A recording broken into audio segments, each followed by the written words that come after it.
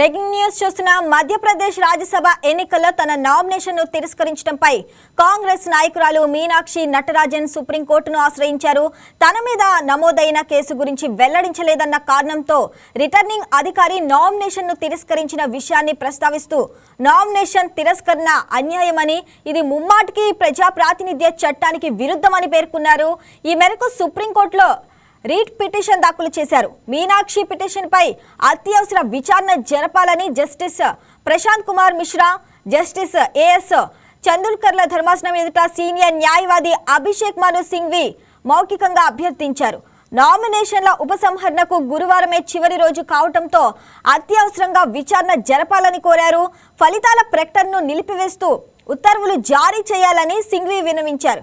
ఒక criminal case వివరాలను దాచారనే కారణంతో రిటర్నింగ్ అధికారి ఆమె నామినేషన్ను తిరస్కరించారని ఆయన కోర్టుకు తెలిపారు.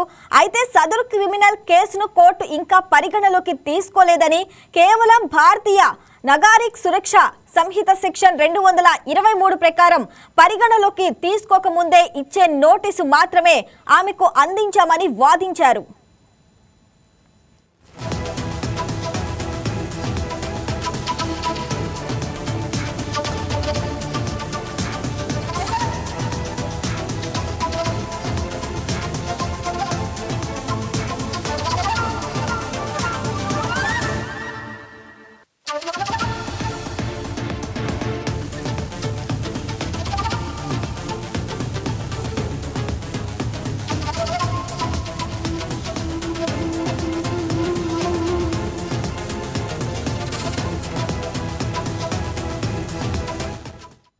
రైట్, దీనికి సంబంధించి మరింత సమాచారం మా ఎగ్జిక్యూటివ్ ఎడిటర్ శ్రీనివాస్ అందిస్తారు.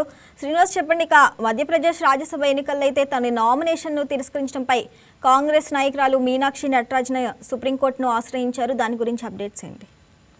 రైట్ పవని, ఏదైతే మీనాక్షి నటరాజన్ ప్రస్తుతం దేశవ్యాప్తంగా కూడా ఒక చర్చనీయాంశమైన అంశంగా మారిందని చెప్పచ్చు. ఏదైతే మధ్యప్రదేశ్ నుంచి కాంగ్రెస్ తరఫున నామినేషన్ వేసిన మీనాక్షి నటరాజన్ ను చివరి రోజున ఆమె నామినేషన్ తిరస్కరించడం జరిగింది. నామినేషన్ లో ఏదైతే అఫిడవిట్ దాఖలు చేయాల్సి ఉంటుందో ఆ అఫిడవిట్ లో క్రిమినల్ కేసులకు సంబంధించి అదే విధంగా ఆస్తుల వివరాలు కూడా పొందుపరచాల్సిన ఖచ్చితంగా చేయాల్సి ఉంటుంది. కానీ ఈ రెండూ చేయలేదంటూ బీజేపీ అభ్యంతరం వ్యక్తం చేస్తూ ఏదైతే ఆర్డీఓ ఉంటారో ఆ ఎన్నికల అధికారికి ఫిర్యాదు చేయడం జరిగింది.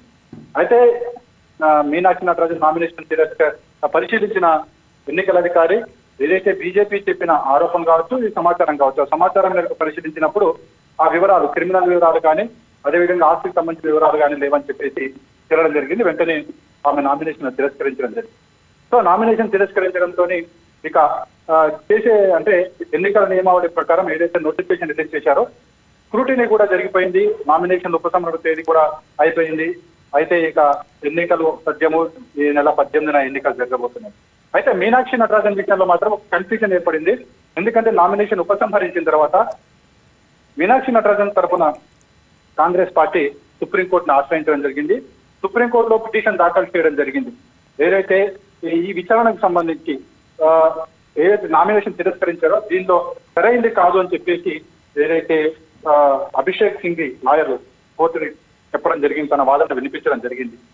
అయితే ఇక్కడ ప్రధానంగా చూసుకుంటే కనుక ఈ కేసుకు సంబంధించి సుప్రీంకోర్టు ఏ విధంగా వ్యవహరిస్తుంది అనేది చూడాల్సి ఉంటుంది. ఎందుకంటే వన్స్ ఒకసారి నామినేషన్ ఎన్నికల ప్రక్రియ ప్రారంభమైన తర్వాత నామినేషన్ల తిరస్కరణ అయిపోయిన తర్వాత కూడా కోర్టు ఎక్కడ కూడా కల్పించుకునే దాఖలాలు లేవు. ఎందుకంటే గతంలో కూడా ఇలాంటి పరిస్థితులు తలెత్తాయి. అంటే ఎన్నికల విషయంలో ఒకసారి ప్రక్రియ ప్రారంభమైన తర్వాత కోర్టులు కూడా ఏమీ చేయలేవు అని చెప్పేసి గతంలో సుప్రీంకోర్టు ఇవ్వడం జరిగింది. అదేవిధంగా హైకోర్టులు, కోర్టులు కూడా ఈ తీర్పుని చెప్పడం జరిగింది. అయితే ఈ నేపథ్యంలో ఇప్పుడు సుప్రీంకోర్టు అయితే ఈ రోజు వాదన జరగబోతుంది. ఈ వాదనకు సంబంధించి అభిషేక్ సింఘ్వి తన వాదనలు అయితే వినిపించబోతున్నారు. ఇదంతా కూడా కుట్రపూరితంగా జరిగింది, కావాలనే చేశారని చెప్పేసి కాంగ్రెస్ పార్టీ తరఫున కావచ్చు, అదేవిధంగా మీనాక్షి నటరాజన్ తరఫున కావచ్చు అభిషేక్ సింఘ్వి వాదించడం జరుగుతుంది.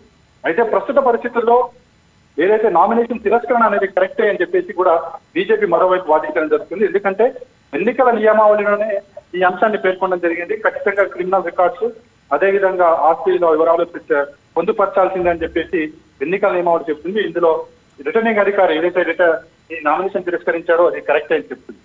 కానీ మొత్తానికి చూసుకుంటే కనుక ఇది నామినేషన్ తిరస్కరణ అనే అంశం ఏదైతుందో ఇది ఒక చర్చనీయాంశమైంది, దేశవ్యాప్తంగా దుమారం రేపుతుంది. ఇది బీజేపీ కావాలనే ఎన్నికల అధికారులను ముందు పెట్టుకుని ఈ నామినేషన్ తిరస్కరణ చేసింది అని చెప్పేసి ఆరోపణలు చేయడం జరుగుతుంది. అయితే ఇది ఏ మేరకు కరెక్ట్, ఇందులో ఎంతవరకు వాస్తవం ఉందనేది పక్కకు పెడితే కనుక ప్రస్తుత పరిస్థితుల్లో సుప్రీంకోర్టు ఏ విధంగా వ్యవహరిస్తుందని చూడాల్సిన అవసరం ఉంది. నామినేషన్ తిరస్కరణ దీని మీద మళ్ళీ స్క్రూటినీ చేయమంటుందా, లేకపోతే ఎన్నికల్లో పాల్గొనమంటుందా, లేకపోతే ఎన్నికల ప్రాసెస్ స్టార్ట్ అయిపోయింది కాబట్టి ఇక దీంట్లో మనం తాము కల్పించుకోలేమని చెప్తుందా అనేది కూడా చూడాల్సి ఉంది.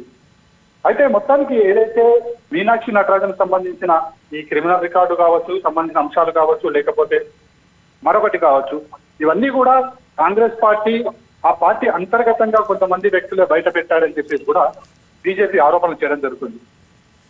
సో దీనికి సంబంధించి కూడా చూసాము, తెలంగాణలో ఒక ముఖ్యమైన నేత మీద కూడా ఆరోపణ రావడం జరిగింది. దానికి సంబంధించి ఎంపీ చామల కిరణ్ కుమార్ రెడ్డి కూడా పోలీస్ స్టేషన్ లో కూడా కంప్లైంట్ ఇవ్వడం జరిగింది.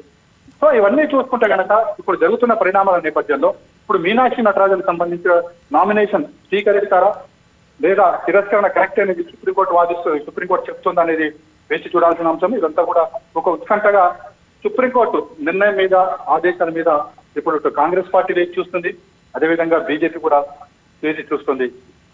Pawan. Right Srinivas, thanks for the updates.